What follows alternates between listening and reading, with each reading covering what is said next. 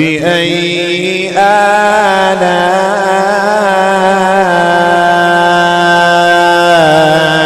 ربكما تكذبان. سيدنا محمد وعلى آله سيدنا محمد مبارك وسلم. الصلاة والسلام عليك يا رسول الله صلى الله تعالى عليه وسلم. سورہ مزمل کی آیتیں، اس کا ترجمہ اور اس کی تفسیر کو سماعت کر رہے ہیں، جس میں اللہ تبارک و تعالیٰ کا فرمان، یا ایھا المزمل، اے چادر اوڑھنے والے، قم اللیل الا قلیلا، رات کے تھوڑے سے حصے کے علاوہ قیام کیجیے، قیام فرمائیے، نصفہ او انقص منہ قلیلا، آدھی رات یا اس سے کچھ کم یا اس سے کچھ زیادہ۔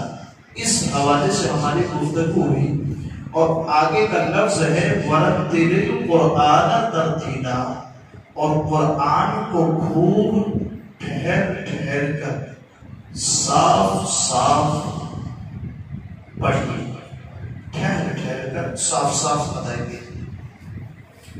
تو جہاں رات میں عبادت کرنے کا حکم دیا،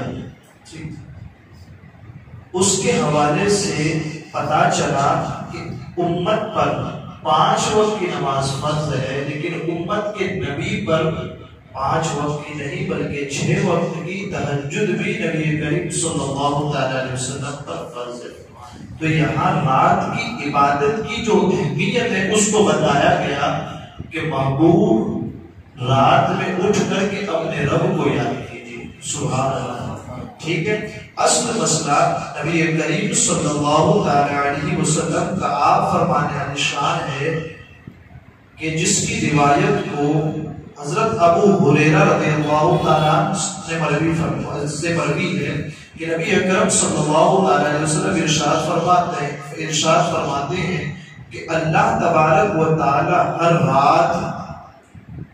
ہر رات جب پچھلی تہائی باقی رہتی ہے، یعنی کہ رات کا آخری پہر جو رہتا ہے، اس پہر میں اللہ تبارک و تعالی آسمان دنیا پر تجلی فرماتا ہے۔ آسمان دنیا کس کو کہتے ہیں؟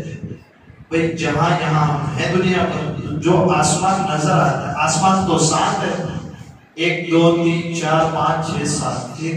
آسمان دنیا پر تجلی فرماتا ہے، یعنی کہ جو آسمان زمین سے نظر آتا ہے وہ پہلا، اس آسمان پہ رب تبارک و تعالیٰ تجلی فرماتا ہے، سبحان اللہ۔ تجلی فرمانے کے بعد یہ ارشاد ہوتا ہے، کیا ہے کوئی دعا کرنے والا کہ جس کی دعا کو میں قبول کروں، سبحان اللہ۔ دوسرا ہے کوئی مانگنے والا کہ جسے میں عطا کروں۔ تیسرا ہے کوئی اپنے گناہوں کی مغفرت چاہنے والا، ہے کوئی جو اپنے گزشتہ گناہوں کی معافی طلب کرنے والا کہ اس کے گناہوں کو بخش کر اسے مغفرت کا پروانہ کرے۔ یہ تاکید ہے رات کی عبادت کے حوالے سے کہ اللہ تبارک و تعالی خاص تجلی فرماتا ہے اور اپنے بندوں کو یہ حکم دیتا ہے کہ مانگو تمہاری مرادیں اس وقت پوری ہو۔ تو یہ حکم دیا گیا ہے قرآن میں، تو ہمیں اور آپ کو اس بارے میں کوشش کرنی چاہیے۔ اور دوسرا کہ نبی اکرم صلی اللہ علیہ وسلم سے جب دریافت ہوا نا کہ جو نماز ادا کرنے کے طریقے ہیں ان میں سب سے بہتر طریقہ کون سا؟ پوری رات نماز پڑھنا یا آدھی رات نماز پڑھنا یا 1/3 پڑھنا، 1/3 چھوڑنا، 2/3 پڑھنا، 3/3 پڑھنا، کون سا طریقہ سب سے افضل ہے؟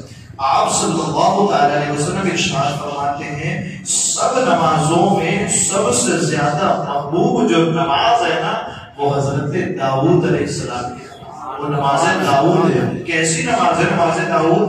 حضرت داؤد علیہ السلام کیسی عبادت کرتے؟ فرمایا جاتا ہے وہ آدھی رات سوتے، رات ہے اس میں آدھی رات آرام فرماتے، اور جو آدھی رات بچتی اس میں 1/3 رات عبادت کرتے، یہ رات ہے، اس میں آدھی رات آرام فرماتے اور جو آدھی بچتی نا اس میں 1/3 تک عبادت فرماتے اور پھر جو آخری یہ بچتی پھر اس میں آرام فرماتے. سمجھ رہے ہیں؟ رات کا ایک حصہ ہے اس میں آدھی رات آرام فرماتے اور جو آدھی بچتی اس میں 75% تک پھر عبادت فرماتے اور جو چوتھا حصہ پھر بچتا پھر اس میں آپ پھر آرام فرماتے. یہ حضرت داؤد علیہ السلام کے آقا ارشاد اس طریقے پر عبادت کرنا یہ سب سے پسندیدہ عمل ہے. تو ایسی عبادت کے حوالے سے ہمیں اور آپ کو حکم دیا گیا. اور آگے قرآن کا جو لفظ آیا کیا، وَرَتِّلِ الْقُرْآنَ تَرْتِيلًا، قرآن کو خوب ٹھہر ٹھہر کر صاف صاف پڑھو. اس کا معنی کیا؟ معنی یہ ہے اطمینان کے ساتھ، سکون کے ساتھ، آرام سے. کس طرح؟ اس کے تمام حروف جو الف با تا ثا یا الف بے تے سے جو یہ حروف جدا جدا ایک دوسرے سے ملے ہوئے نہ ہو، جدا جدا ہو. جب پڑھیں تو پتا چلے جدا جدا. دوسرا، جن مقامات پر ٹھہرنا ہے، الحمدللہ رب العالمین، یہ ٹھہرے آپ. الرحمن الرحیم، یہاں ٹھہرے آپ. تو جن مقامات پر آپ کو رکنا ہے ان مقامات کے بارے میں آپ کو بتاؤ کہ مجھے یہاں رکنا. ایسے ہی نہیں الحمدللہ رب العالمین، اس طرح جہاں ٹھہرنا ہے اس کے بارے میں معلوم. پہلے تو حروف صاف صاف جدا جدا ایک دوسرے سے الگ الگ ہو، اس کے بعد جہاں ٹھہرنا ہے اس کے بارے میں پتا ہو. اور جو حرکات و سکنات ہے یعنی حرکت، الف لام حرف، رکنا ہے عالمین، یہ رک گیا. تو حرکات اور جو سکنات ہے نا اس کے بارے میں بھی وہ جانتا.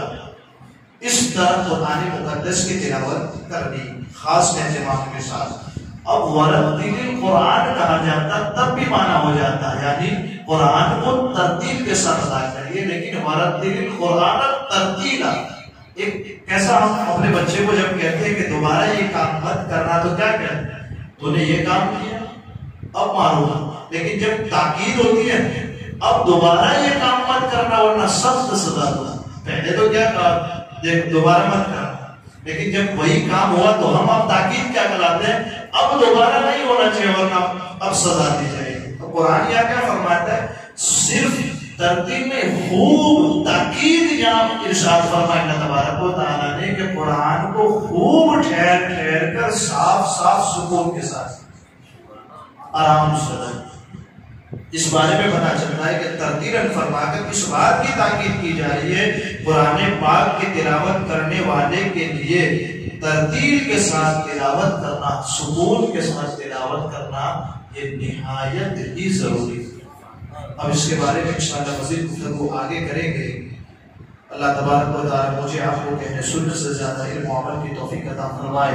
قرآن مقدس کی آیتوں کو سیکھنے، سمجھنے، اس کے ترجمے، اس کے مفاہیم کو یاد رکھنے، دوسروں تک پہنچانے، اپنی زندگی میں اس پر عمل کرنے کی توفیق عطا فرمائے.